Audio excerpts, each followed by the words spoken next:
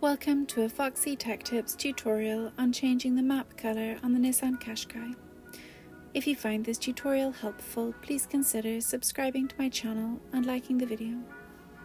By changing the map color, you change what is emphasized.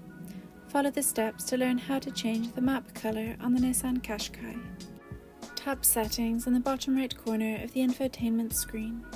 Then tap Navigation. In the navigation settings, tap Map Settings. Then tap More Settings. Choose Map Color from the options. You can now choose between Emphasize Roads, Emphasize Text, and Emphasize Traffic. And that draws an end to this tutorial. Please like the video if you found it helpful and subscribe to Foxy Tech Tips for more Nissan Qashqai tips and tricks.